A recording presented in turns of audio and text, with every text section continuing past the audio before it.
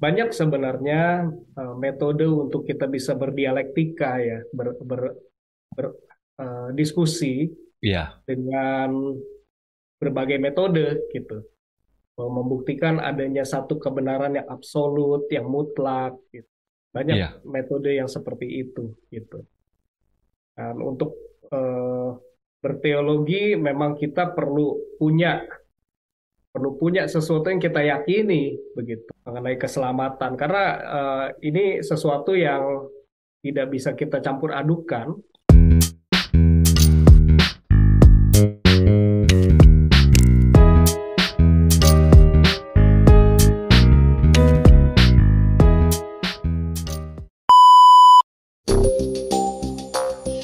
Ya, salam saudara. Kita berjumpa lagi dalam Redemption Issues. Kita membahas isu-isu yang ada dalam terang firman Tuhan. Karena firman Tuhan adalah pita bagi kaki kita dan terang bagi jalan kita. Firman Tuhan itu menjadi pegangan dalam hidup kita. Dan saat ini kita ingin membahas bersama-sama dengan Pak Yosep. Salam Pak Yosep. Shalom Pak Andi. Kita dulu pernah ada bahas dalam Redemption Issues Pak ya. Tapi kali ini kita ingin bahas yang lagi hangat-hangatnya nih Pak. Kristen progresif. Ya, minggu Karena lalu lumayan panas, sekarang hangat ya Pak ya.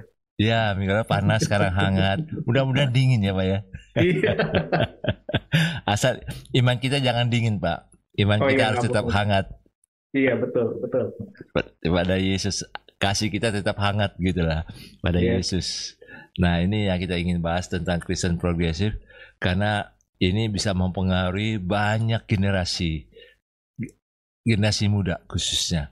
Karena banyak yang bingung, apakah Alkitab itu memang bisa diubah sesuai dengan zamannya? Apakah keselamatan itu ada di luar Yesus? Itu kan yang dibahas. Apakah gereja nggak pernah salah atau gereja banyak salahnya sehingga harus disalah-salahkan? Nah, ini hal-hal yang diangkat eh, dalam Kristen progresif. Nah, saat ini kalau menurut Pak Yosef, Kristen progresif ini apakah betul ada keselamatan di luar Yesus, Pak? Iya. Pertanyaan yang sangat menarik ya. Dan sebenarnya ini sudah jadi pertanyaan yang cukup lama, bahkan lama sekali gitu dalam dalam kekristenan dan dalam sejarah dunia. Kita bicara tentang Kristen progresif dulu ya Pak ya. Iya, Pak. Jadi, sepertinya kalau saya ingin highlight dulu, kita batasi topik mengenai Kristen progresif ini dalam dua perspektif gitu. Ya, Perspektif pertama adalah perspektif perjalanan iman setiap orang. Ya, perjalanan iman, Pak ya. Oke. perjalanan iman setiap orang. Ya, kita tentunya sebagai manusia kita adalah pribadi yang kompleks. Semua manusia itu pribadi yang Setuju. kompleks gitu ya. Ya, Pribadi yang terus mengalami kehidupan yang progresif, ya, dinamis, berubah ya, hari demi hari gitu ya. Dan dalam perjalanan iman kita itu juga tidak mudah untuk kita benar-benar memahami segala sesuatunya dari awal secara sempurna. betul. Maka kalau dari perspektif perjalanan iman secara pribadi, eh, apa yang dinamakan kekristenan progresif itu bisa saja terjadi pada setiap orang, gitu ya. Kalau Bisa perjalanan saja iman, Pak gitu. ya, betul. Ya, dalam perjalanan iman pribadi, Ya, eh, kita tidak tahu gitu ya pada diri setiap orang proses internal yang terjadi seperti apa. Mungkin kita mengawali, ada orang yang mengawali dengan sekolah minggu sejak kecil. ya, Tapi ada orang yang baru mengenal Kristus pada masa dia dewasa gitu. Tentunya ya, perjalanan imannya berbeda-beda. betul. Nah, kalau dalam perspektif perjalanan iman pribadi, ya itu kembali ya saya katakan setiap orang bisa saja mengalami fase-fase teologi tertentu seperti ini. Kadang kita Ya, jadi progresif, kadang kita juga mungkin jadi sangat fundamentalis gitu ya. betul. Kadang mungkin kita jadi karismatik, kadang kita juga sangat liberal. Kalau mau jujur seperti itu. Ya, Saya sebagai pribadi. Tetapi dalam perjalanan kita ya kita percaya adanya anugerah Allah yang memimpin kita ya kepada iman yang sempurna gitu. Itu secara pribadi ya.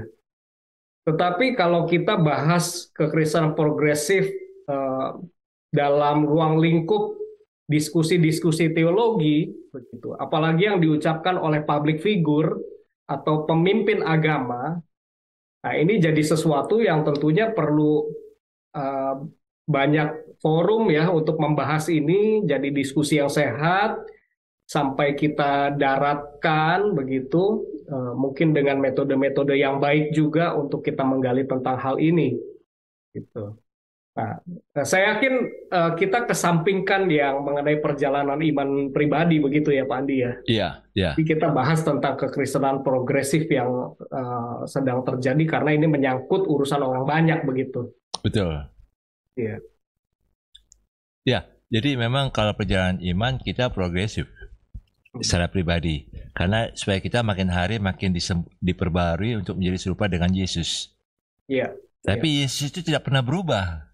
Ya. Jadi dia tidak progresif. Ya. Dari dulu, sekarang, dan selama-lamanya. Nah, itu yang tidak progresif. Tapi iman kita yang progresif. Karena memang kita dinamis, kita mengalami gesekan, mengalami perubahan-perubahan dunia ini yang sangat progresif. Tapi kita melihat, itu sebabnya kita harus melihat Yesus yang tidak pernah berubah itu, yang tidak progresif. Itu yang menjadi sauh bagi jiwa kita. Ya, betul Pak Andi. Dan kalau kita batasi gitu ya, sebagai pengajar atau sebagai seorang pemimpin gereja atau sebagai seorang public figure, tentunya kita harusnya sudah dibekali dengan pengetahuan yang cukup tentang Alkitab, tentang kekristenan, tentang keselamatan itu sendiri, gitu ya. Jadi berbeda kalau diskusi dengan orang awam begitu yang tidak terlalu paham sampai ke inti atau kepada sejarahnya gitu. Nah, itulah menjadi tugas kita sebagai orang-orang yang dipercayakan untuk mengajar, untuk bisa mengajarkan teologi secara sehat begitu. Nah, kalau kita bicara tentang keselamatan, kita bicara tentang Yesus, mengapa kita percaya hanya ada keselamatan hanya ada di dalam Yesus Kristus gitu ya, dan terlebih spesifik lagi dalam karya salibnya, penyalibannya, kematiannya, kebangkitannya, dan kenaikannya, karena kita tidak boleh kita tidak boleh lupa atau kita perlu tahu bahwa ada nubuatan-nubuatan dalam perjanjian lama begitu yang digenapi di dalam pribadi Kristus. Kalau dari sudut pandang nubuatan ya. Nah, seorang yang mempelajari Alkitab tentunya juga mesti memahami bahwa Yesus itu adalah penggenapan dari semua janji Allah yang kita baca dari Kejadian sampai Maleakhi itu, Pak. Betul. Jadi dari Kejadian sampai Maleakhi itu semua bicara tentang Kristus sebenarnya, bicara tentang pribadi Kristus. Para pakar teologi menggambarkan kurang lebih ada sekitar 350-an nubuatan perjanjian lama yang digenapi di dalam pribadi Kristus sendiri. Betul.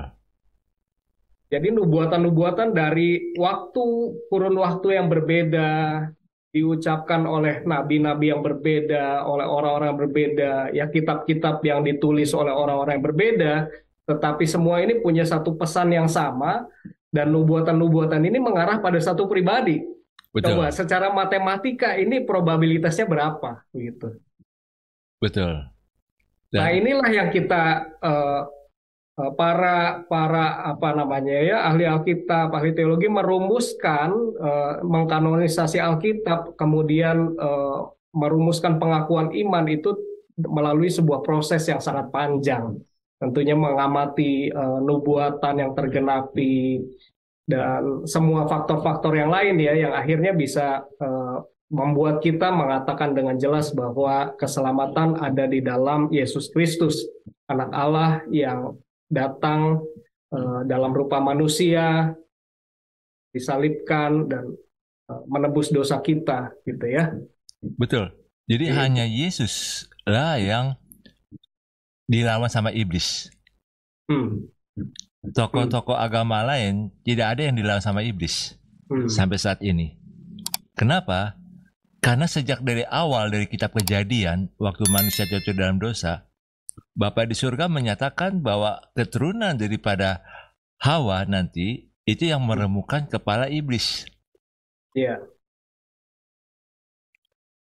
Kalau yang lain, iblis nggak perlu bertempur, nggak perlu berkelahi dengan tokoh-tokoh agama. Karena hanya Yesuslah yang mengalahkan iblis, yang menjatuhkan manusia dalam dosa, tapi Yesuslah yang membebaskan manusia dari dosa. Iya, iya. Bukan yang lain. Iya. Cuman memang yang dalam Kristen progresif ini seolah-olah keselamatan itu ada di luar Yesus. Kalau misalnya keselamatan hanya di dalam Yesus, berarti Allah itu nggak adil, Allah itu nggak kasih. Karena memilih-milih. Kita kan tidak berbicara soal agama, Pak. Iya, iya. Tapi kita bicara soal hukum dari surga secara universal. Bahwa keselamatan itu, pengampunan dosa menuntut pertumpahan darah. Itu yang dilakukan oleh Allah waktu Adam dan Hawa jatuh dalam dosa, ada pertumpahan darah. Dan terus berlangsung pertumpahan darah itu. Ada domba yang tidak bersalah, yang tidak berdosa, dijadikan harus mati, jadi korban untuk menebus dosa manusia. Iya, iya. Tapi Yesuslah yang sebagai manusia yang sempurna, yang tidak berdosa, yang tidak mengenal dosa, tapi dijadikan dosa karena kita, orang-orang berdosa ini, dan dia harus tumpahkan darah dia. Betul. Bukan yang lain. Betul. Makanya Yesus berani katakan, akulah jalan dan kebenaran dan hidup.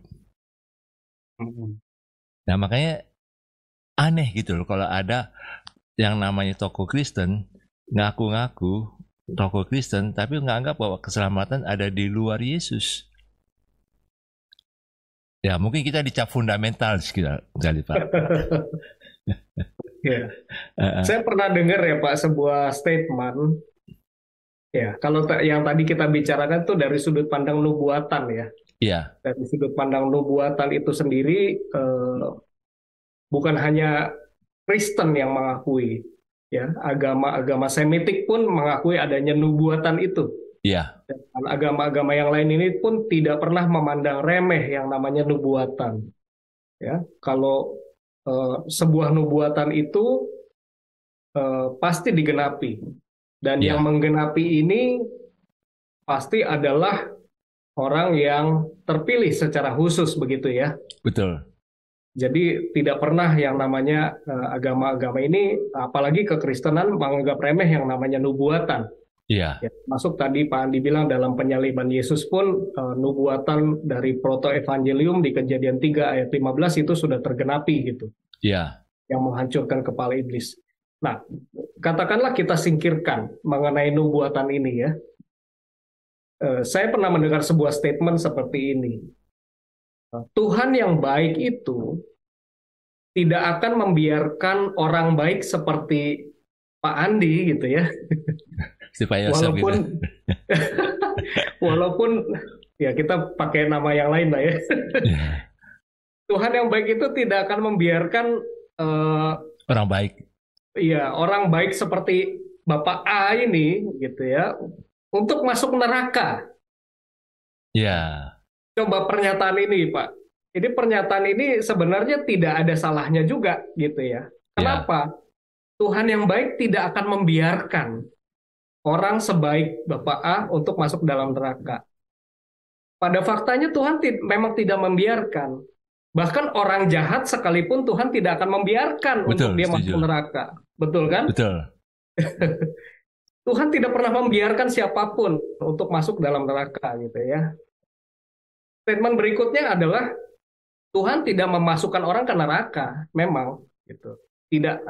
Tuhan tidak melempar orang ke neraka begitu ya. Iya. Bahkan Tuhan juga tidak menciptakan neraka untuk manusia. Betul. gitu.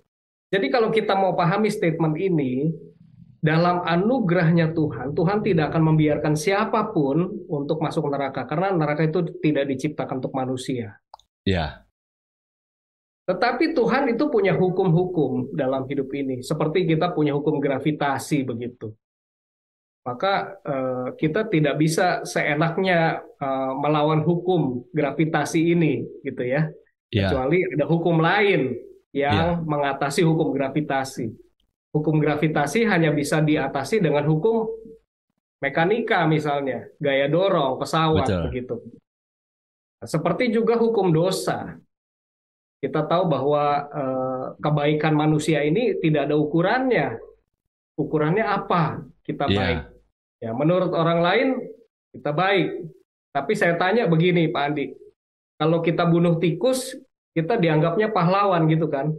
ya, Tapi kalau kita bunuh kucing, kita di, kita dianggap jahat begitu. betul, Ini kan kebaikan manusia juga jadi relatif gitu. Kalau betul, di hadapan manusia yang lain, betul. apa ukurannya kebaikan kita? Ya Kepentingan tentunya apa yang dua-dua itu didapat sama orang lain gitu sih, Pak.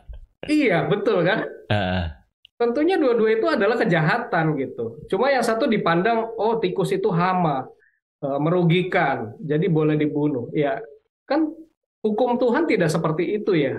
ya, Bahwa kejahatan kita, dosa kita sekecil apapun, tetap itu adalah dosa. kekejian di hadapan Tuhan, tetap tetap dosa. Dan dosa ini tidak bisa yang namanya ditebus dengan perbuatan. Dosa Ya, ini hanya bisa ditebus dengan kehidupan ya. Kita katakan dengan darah tadi Pak Andi bilang, dengan nyawa. Karena betul. itulah, karena kita tidak akan sanggup untuk menanggung hukuman dosa kita, maka Perlu ada yang anak mati Allah, iya, untuk kita, menggantikan kita. Dia mati sebagai kita, bukan hanya untuk kita. Dia mati sebagai kita sebagai kita. di atas kayu salib. Betul. Saya ingat ada satu cerita yang benar itu, Pak. Siddhartha Gautama, dia kan dulu Hmm, pangeran, hmm, hmm. berada di istana. Tapi satu kali dia coba lihat tuh kehidupan rakyat biasa bagaimana. Ya, ya. Dan dia lihat keliling-keliling, perhatikan banyak orang yang susah, banyak orang yang menderita sakit, banyak orang yang mati. Sehingga dia bisa simpulkan, ada Hmm, 3 penderitaan manusia. Tua, sakit, mati. hmm, hmm. Itu yang dia lihat, wah ini tua, sakit, mati. Sehingga dia ingin menemukan bagaimana sih jalan keluar dari pergumulan manusia ini, masalah manusia. Menjadi tua, sakit, mati. Ini yang nggak bisa dihindari. Hmm, hmm. Nah, dia bersemedi mencari jalan jalan keluarnya bagaimana nih dengan masalah manusia ini. Dan Ya. akhirnya satu kali dia ditanya sama seorang tokoh agama lain, tokoh agama dia yang lama, dia tanya gini, "Guru, setelah guru bersemedi begitu banyak, guru dapat nggak jawabannya?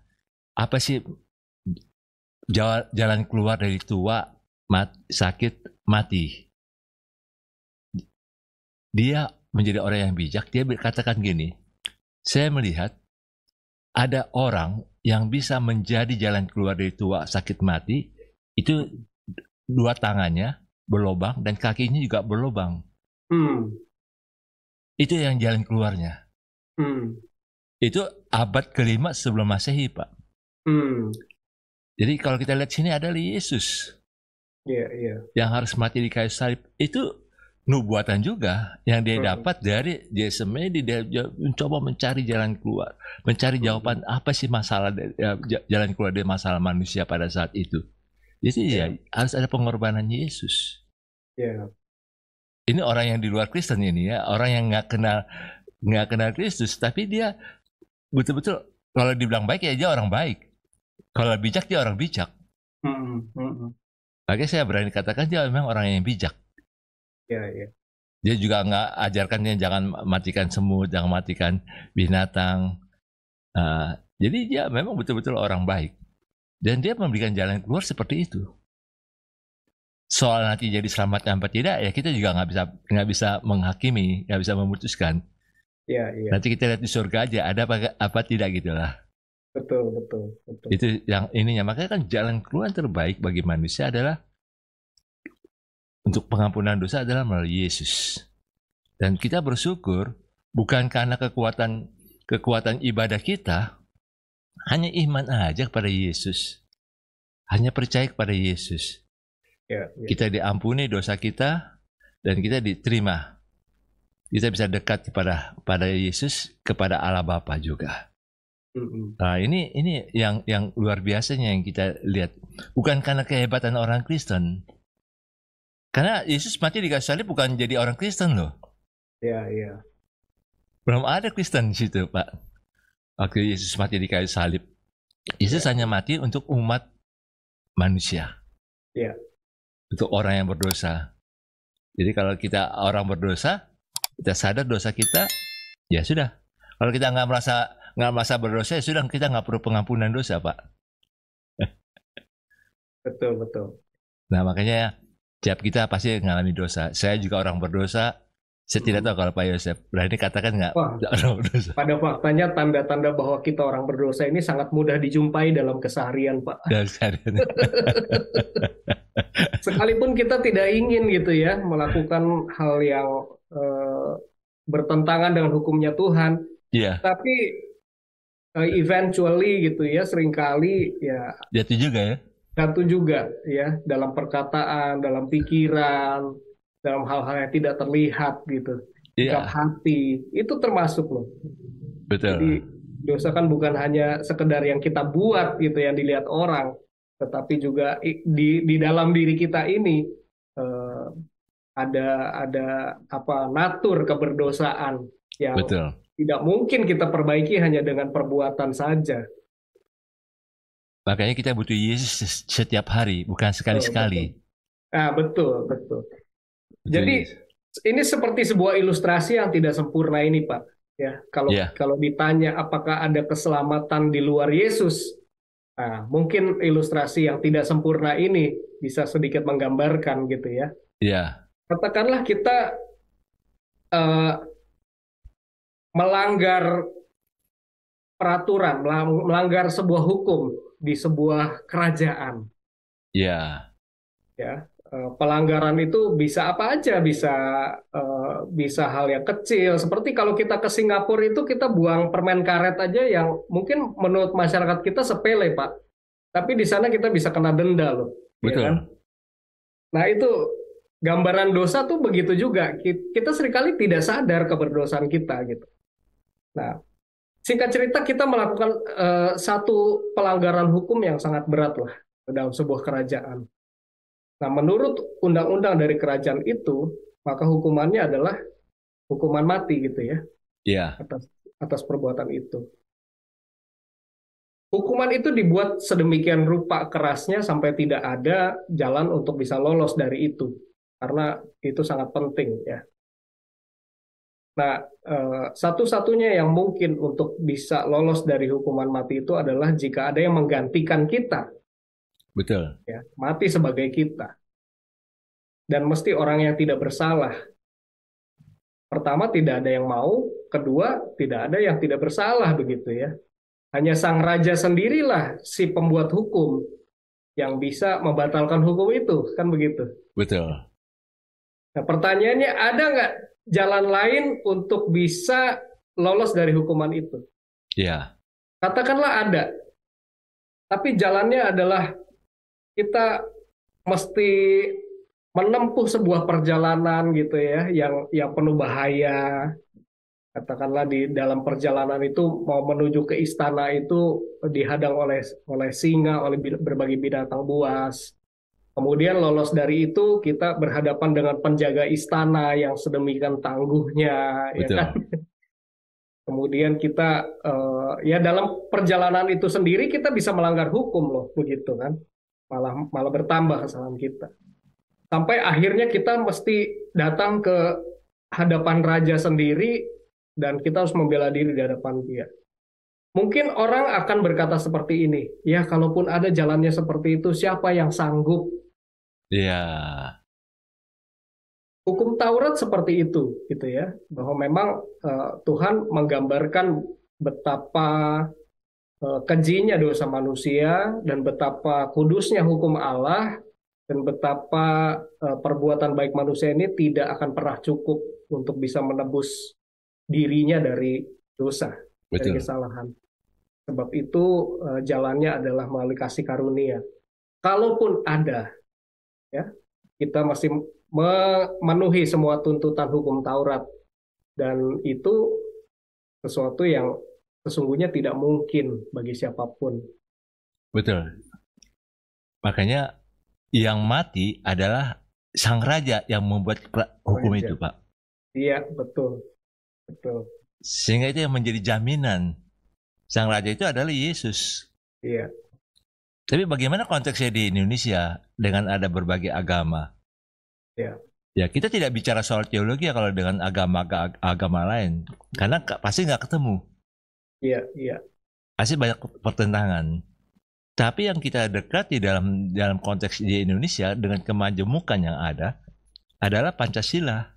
mm-mm, Ini yang mm-mm. jadi falsafah kita dalam bernegara, dalam berbangsa. Iya, Makanya dalam Pancasila itu kan setiap sila itu kan ada makna yang memang betul-betul harus dihidupi oleh setiap warga negara Indonesia. Yang pertama kan harus ketuhanan yang Maha Esa, bukan keagamaan yang Maha Esa. iya, iya, Tapi harus kita beragama iya, tapi kita harus bertuhan yang paling penting. Kalau bertuhan kan berarti ada kasih, iya, ada yang kita bisa mengerti manusia keperbedaan. Yang iya. kedua sila kedua keadilan sosial bagi seluruh rakyat Indonesia. Eh, manusia yang adil dan beradab. Kemanusiaan yang adil. Manusia yang adil dan beradab. Kalau ini saya nggak bisa dapat sepeda nih Pak ya. Yang adil dan beradab, bukan biadab. Iya, Jadi betul-betul kita harus beradab, adil dan beradab. Ketiga baru persatuan Indonesia. Makanya pemimpin yang kita pilih adalah harus dua ini dulu dasarnya. Beradab nggak, iya, adil nggak, dan beradab nggak dia. Baru dia bisa memimpin bagaimana bangsa ini menjadi bangsa yang satu. Terus yang keempat, kepemimpinan yang dipimpin oleh hikmat dan kebijaksanaan dalam pemusatan perwakilan. Jadi betul-betul orang yang kita percaya untuk bisa memikirkan bagaimana kemajuan bangsa ini. Baru yang kelima, keadilan sosial bagi seluruh rakyat Indonesia. Nah ini iya, hal-hal ini yang memang dihidupi oleh para pendiri bangsa ini untuk bagaimana Indonesia ini bisa maju. Dan ini didapatkan oleh Soekarno waktu dia merenungkan di Flores, Pak. Bukan di Bengkulu, bukan di daerah lain, tapi di Flores, di tempat dia waktu dibuang dan itu ada dalam satu biara.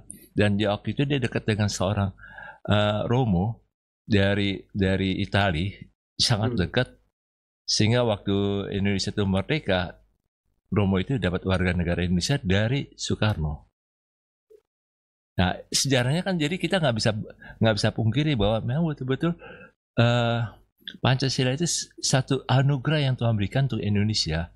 Jadi walaupun kita berbeda keyakinan, tapi kita bisa bersatu kok, bisa berkomunikasi, bisa berinteraksi dengan orang-orang yang berbeda keyakinan.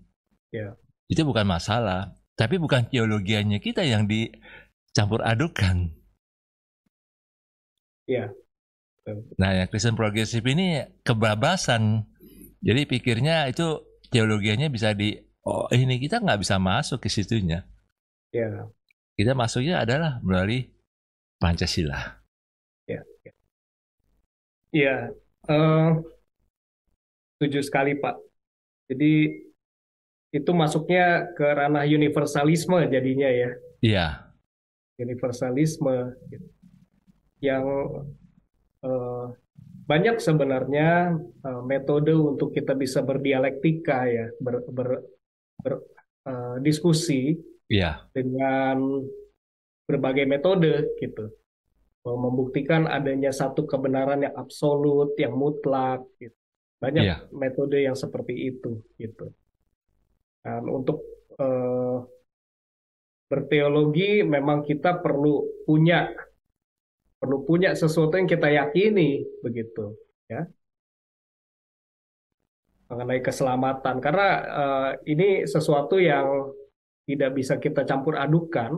Betul. Tetapi eh, kalau saya yakin begini Pak, di Indonesia ini saya senang gitu ya kalau ada orang eh, dari tetangga kita bisa bilang seperti ini, semoga kamu menerima hidayah gitu ya. Ya, Pak Andi pasti pernah dengar juga ya, semoga kamu menerima hidayah.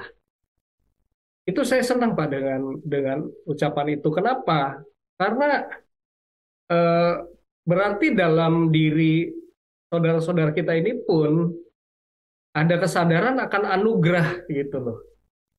Ada kesadaran akan anugerah.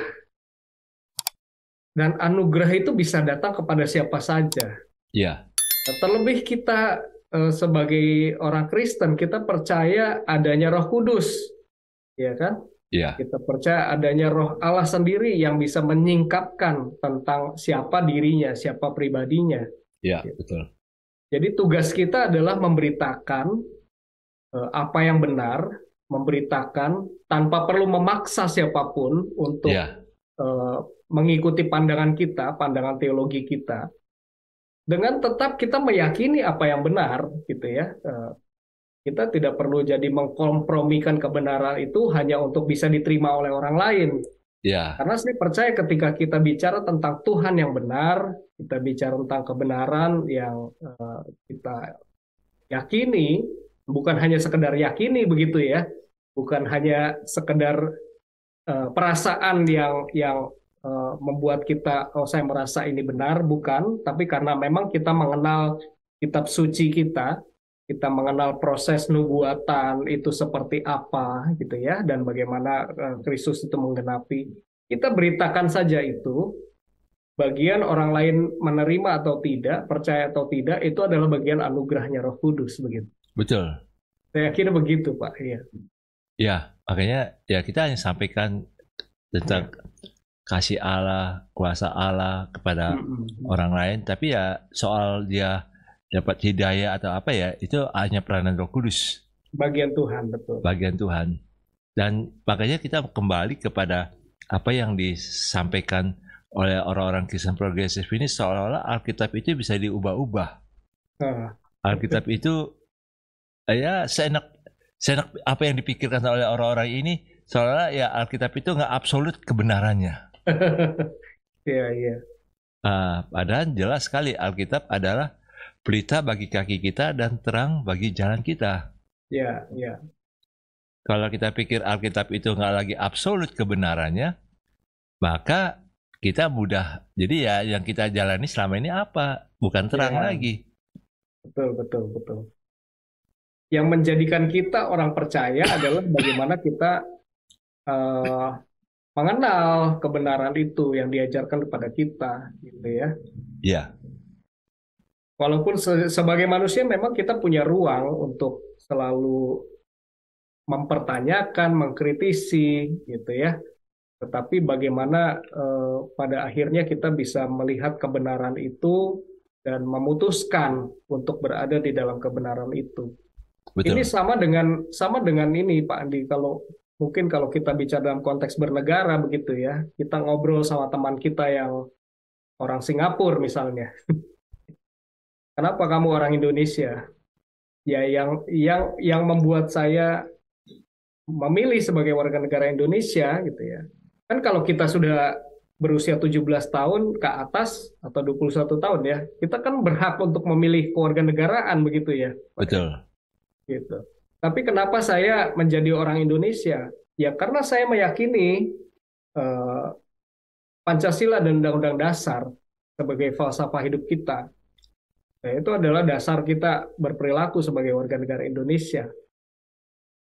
Tapi kalau kita menjadi orang Indonesia, tapi kemudian kita tidak setia pada Pancasila, kita tidak menganggap Pancasila dan UUD 45 itu benar gitu ya, ya lebih baik kita tidak usah jadi warga negara Indonesia begitu. Ya. Ya, kita bebas kok memilih kepercayaan begitu ya. Kita bebas memilih warga negara gitu. Tetapi ketika kita sudah menjadi warga negara Indonesia, kita memilih menjadi warga negara Indonesia, maka Kebenaran itu menjadi dasar kehidupan kita. Nah, di dalam itu ada undang-undang. Disitulah kita progresif, begitu ya. Di Betul. dalam itulah kita progresif. Undang-undang, peraturan bisa dinegosiasi, bisa digugat ke MK bahkan begitu kan. Betul. Kita punya aliran gereja yang berbeda-beda. Disitulah kita berdiskusi. Tetapi kalau kita sudah tidak percaya pada ketuhanan Yesus, kita sudah tidak mengakui Alkitab itu benar, ya sebenarnya kita sudah tidak tinggal di dalam iman Kristen, gitu. Betul, Pak. Nah, kalau misalnya mungkin ilustrasi yang saya sampaikan ini mungkin nggak sempurna, tapi mungkin bisa menolong kita untuk dapat gambaran. Seandainya ya pabrik mobil setiap kali mengeluarkan produk-produk mobil yang baru, selalu ada buku manualnya. Ya. Dan buku itu memang sepertinya bagi orang yang nggak ngerti agak ribet. Tapi kalau dibaca dan diikuti dengan seksama, dipelajari dengan baik, maka itu menolong untuk si pemilik itu untuk bagaimana merawat mobilnya itu. Nah, demikian juga dengan Alkitab. Alkitab sebenarnya kan buku petunjuk bagi hidup kita. Tapi kalau kita pelajari dengan baik, kita baca dengan baik, kita lakukan itu, maka kita bisa merawat hidup kita dengan baik juga. Sesuai dengan gambaran daripada Sang Pencipta kita. Seperti mobil itu. Ya memang mobil itu kalau sudah tua, sudah ini pasti pemilik akan ganti. Tapi bukan demikian dengan hidup kita. Hidup kita ya akan ganti waktu kita tutup mata selama-lamanya, Pak. Ya. Tapi selama kita hidup, Alkitab itu yang menjadi pedoman hidup kita. Ya. Yang Tuhan berikan kepada kita. Sesuai dengan kebutuhan kita. Sesuai dengan apa yang memang kita bisa alami.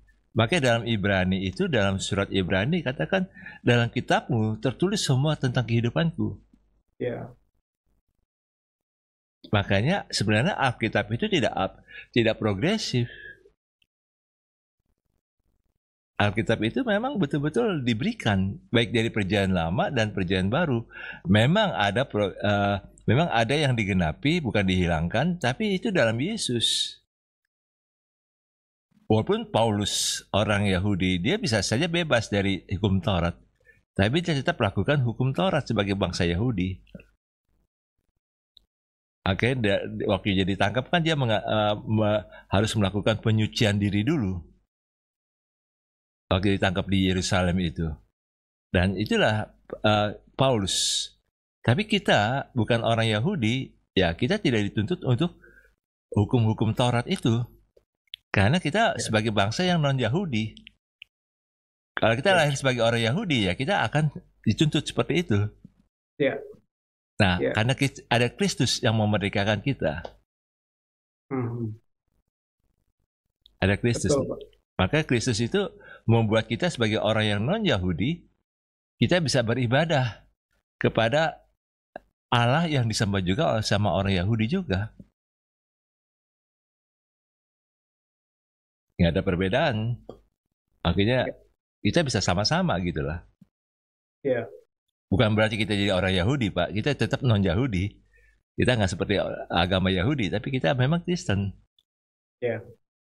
Dan kita percaya bahwa hukum-hukum itu bukan kita lupakan ya Pak, bukan kita abaikan ya. Bahkan kita tidak mengabaikan atau melupakan atau menyingkirkan yang namanya hukum Taurat. Iya. Tapi di dalam Kristus semua itu sudah digenapi. Melalui sebuah perjanjian yang baru, yaitu penebusannya. Kembali kepada darah Kristus. Betul. Jadi semua hukum itu tidak diabaikan, tidak dilupakan, tetapi justru digenapi. Betul. Genapi. Sehingga hukum-hukum yang sifatnya sivil, atau hukum kewarganegaraan tetap berlaku dalam kehidupan orang Israel sebagai identitas warga negara, gitu ya. Tetapi hukum-hukum yang bersifat iman itu sudah digenapi di dalam Kristus. Betul. Karena kesanalah semua semua nabi-nabi yang notabene adalah orang Yahudi begitu ya, eh, raja-raja, kitab-kitab dalam Perjanjian Lama kepada Kristuslah nubuatan itu mengacu dan menuju begitu. Betul. Dan makanya ini yang dipermasalahkan oleh mereka yang Kristen progresif, seolah-olah Allah yang disembah sama orang Kristen kok menghendaki genosida. Dalam Perjanjian Lama itu dibilang musnahkan. Sebenarnya Allah tidak menghendaki genosida, nggak menghendaki peperangan. Ya. Cuman pada waktu itu Allah harus bertindak sesuai dengan hukumnya. Dan dikasihlah kepercayaan kepada umatnya untuk membuat penghukuman. Ya, ya. Tapi bukan berarti Tuhan menghendaki pembunuhan massal. Ya. Tuhan mau menyatakan keadilannya sesuai hukumnya. Hanya kalau zaman sekarang Tuhan mempercayakan itu kepada pemerintah,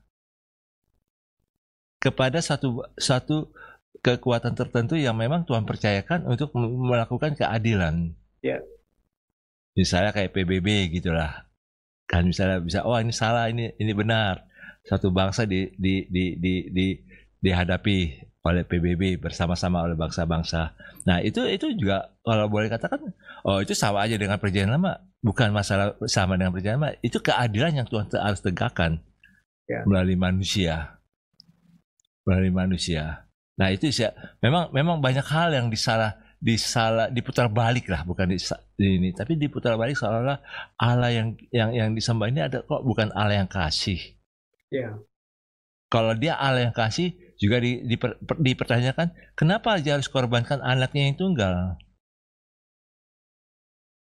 Ya itulah jalan satu-satunya yang harus ditempuh untuk menebus manusia, untuk mewujudkan kasih Allah kepada dunia ini. Karena penumpahan darah itu kan memang harus terjadi supaya Allah menyatakan keadilannya, hukumnya. Ya. Nah ini yang memang seringkali jadi kayak bagi orang yang nggak ngerti Alkitab secara utuh, berpikir, wah Allah kok jahat sekali. Iya, seperti itu. Betul. Kok Allah yang disembah oleh Abraham, kok menyuruh Abraham itu membunuh Ishak, anaknya satu-satunya. Kok kejam sekali Allah itu. Padahal nggak seperti itu. Iya. Harus melihat secara utuh Alkitab itu, sehingga baru kita bisa memahami sifat-sifat Allah yang sebenarnya. Iya, betul. Karena Allah itu kasih adanya. Makanya Alkitab itu jangan lihat dari segi progresifnya. Ya. Ya itu sih kalau menurut Pak Yosef bagaimana? Iya, pertanyaan-pertanyaan ini seperti yang di awal tadi saya sampaikan ya Pak. Ini pertanyaan-pertanyaan tua sebenarnya. Pertanyaan-pertanyaan sudah banyak sekali. Sudah ada dalam di zaman sejarah. dulu. Iya. Dan sudah terjawab di berbagai forum sebenarnya gitu ya. Dan, melalui proses diskusi yang sehat, diskusi yang kita punya waktu untuk menjelaskan begitu ya. Sudah terjawab, sudah jelas gitu. Itulah sebabnya apalagi kita sebagai para pelayan Tuhan, pelayan jemaat begitu ya, apalagi punya tanggung jawab untuk mengajar jemaat, perlu sekali untuk kita memperlengkapi diri baik-baik dengan cara pengajaran yang sehat, untuk kita juga bisa berdiskusi dalam forum-forum yang sehat begitu ya. Tidak apa-apa gitu kalau kita punya statement tertentu kemudian ada statement yang keliru kemudian dipertanyakan oleh rekan-rekan kita sesama hamba Tuhan. Justru itu memang bagian dari tanggung jawab kita sebagai hamba Tuhan begitu ya. Untuk kita bisa menjelaskan itu dengan baik. Nah, yang repot Pak kalau kita menafsir Alkitab gitu hanya dengan perasaan aja. Iya. Tidak dibekali dengan pengetahuan sejarah yang baik, kemampuan berdialog yang baik, begitu ya. Nanti jadinya kita menafsirkannya hanya berdasarkan perasaan yang Pak Adi bilang tadi, kok Tuhan itu rasanya kok jahat banget gitu ya. Padahal kita tidak paham seperti dalam konteks Abraham diminta mengorbankan Ishak itu, toh akhirnya nggak jadi kan? Iya, Bukan itu sebenarnya yang Tuhan inginkan begitu. Tuhan dan budaya mengorbankan anak itu memang budaya yang berlaku pada saat itu. betul, Ilah-ilah yang lain meminta pengorbanan anak. Tapi betul, kemudian ketika Allah juga meminta itu, ia menguji kepercayaannya Abraham. Eh, di matamu siapakah aku ini kan begitu kan? betul. Kemudian ketika Abraham menunjukkan ketaatannya, Tuhan menunjukkan maksudnya yang sebenarnya. Bukan seperti itu yang aku harapkan. Karena suatu ketika kelak nanti akan ada yang menggantikan anak-anakmu. Ya. Ya, betul, Pada saat itu konteksnya Tuhan gantikan Ishak dengan domba. betul. Persoalan saudara kita bilang Ismail yang mau dikorbankan, kita bicara Ishak yang mau dikorbankan. Toh pada akhirnya yang dikorbankan itu bukan mereka berdua, tapi Iya, domba. Ada pengganti. iya, Ya, dan saudara-saudara kita pun merayakan itu, hari raya itu sampai iya, hari ini, ya. betul. Diganti oleh domba, diganti oleh darah hewan. Darah hewan yang tidak bersalah. Seperti itu, prinsip penggantian, prinsip anugerah itu kita akan temukan Pak di mana-mana. Betul, betul. Nah, itu sebabnya sebenarnya Allah yang kita sembah itu Allah yang adil, Allah yang kasih. Iya, betul. Termasuk kalau kita perhatikan, ini adalah kecewa sama gereja ini, Pak. Hmm, Kelihatannya statement-statement mereka lebih cenderung kayak sakit hati lah sama gereja. hmm, Memang kita harus akui pemimpin gereja nggak sempurna. iya, Tidak ada gereja yang sempurna. betul. Kalau kita masuk satu gereja yang sempurna, kita pasti tertolak oleh gereja itu. Karena kita ini nggak sempurna. Makanya sebenarnya gereja itu adalah orang-orang yang tidak sempurna, Iya, termasuk pemimpinnya. Makanya kalau kita kecewa sama pemimpin gereja,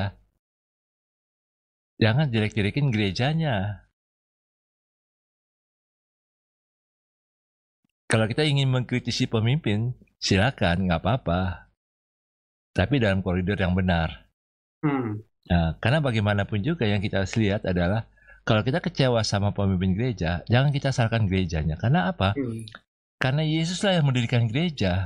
hmm, Bukan orang itu yang mendirikan gereja. Dia saat ini mungkin dipercayakan sebagai pemimpin di gereja itu. Tapi suatu saat, waktu dia meninggal, dia bukan lagi pemimpin. iya, Ada masanya nanti. Tapi Yesuslah yang bertanggung jawab dalam gereja itu ya. Karena Yesus yang mendirikan gereja. Itu yang saya lihat sih Pak. Makanya kita kalaupun iya, juga iya. kecewa sama pemimpin gereja, oke lah. Tidak ada sih orang yang tidak kecewa sama pemimpin gereja Pak. Hmm, Pasti ada melalui gesekan-gesekan yang sangat kuat lah di dalam gereja. Tapi jangan setelah itu kita keluar mentang-mentang kita kecewa, kita menjelek-jelekan gereja. iya, Kristen KTP lah, agamawi lah. Ah, makanya kita perlu mendoakan pemimpin gereja untuk bisa iya, mengaktualisasi Injil itu dengan benar dalam gereja iya. dan juga dalam masyarakat.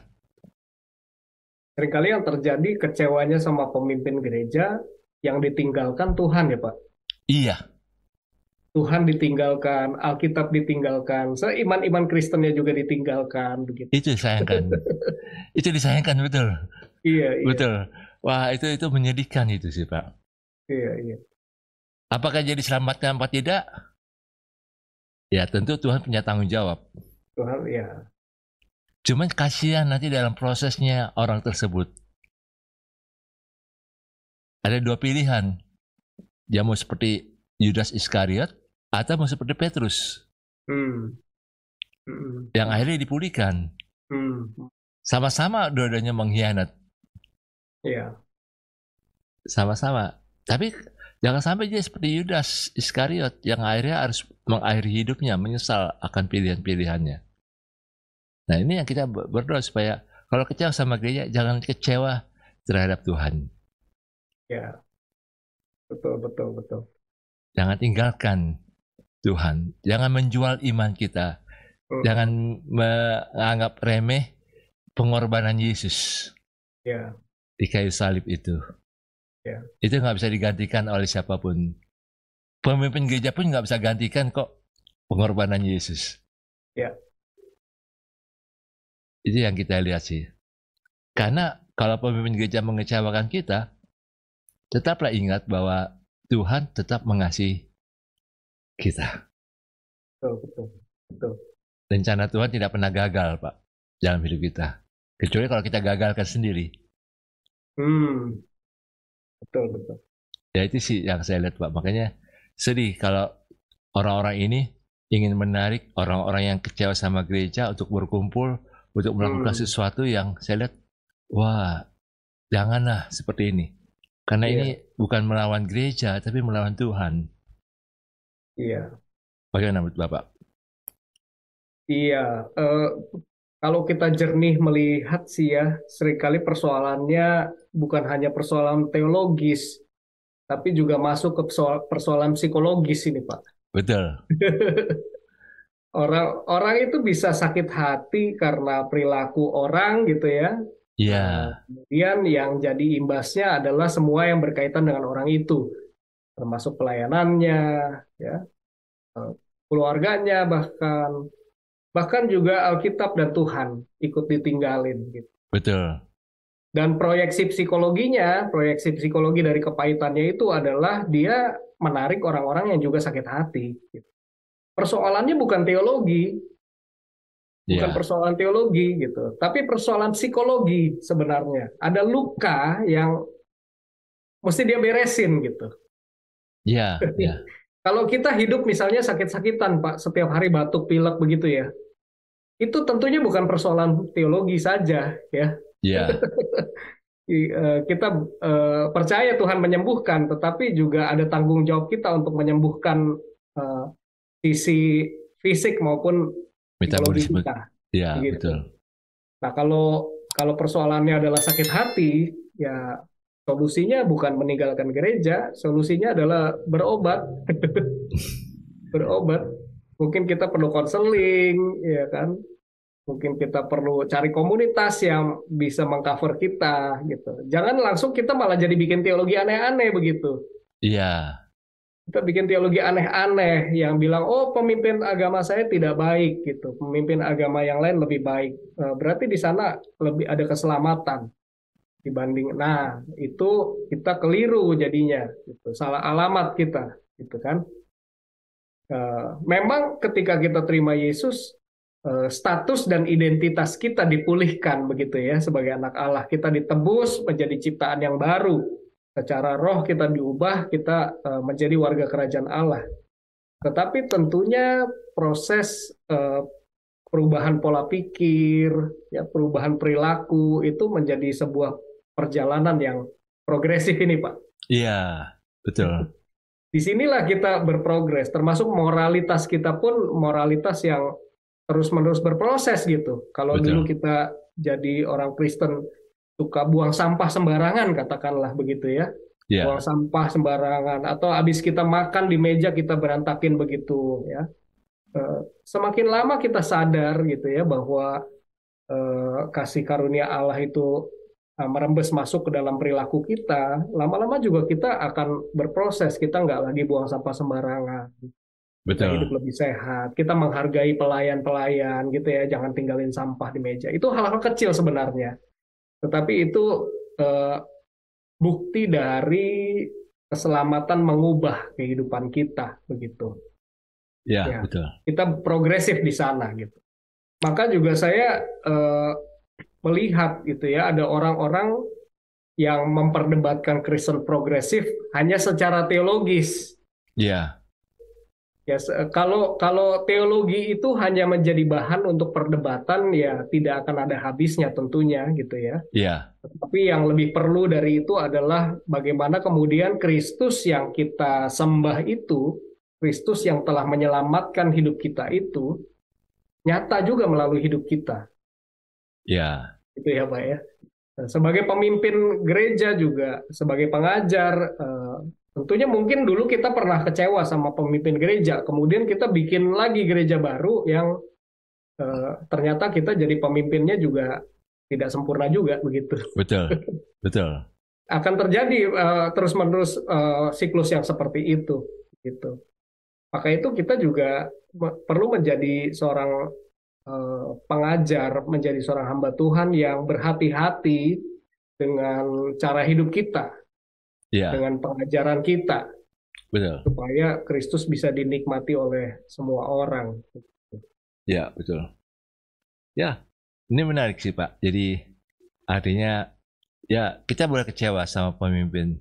Gak ada pemimpin yang sempurna. Iya, iya, Tapi kita harus tahu bahwa jangan tinggalkan Tuhan, jangan iya, tinggal iya. iman, jangan tinggalkan firman Tuhan.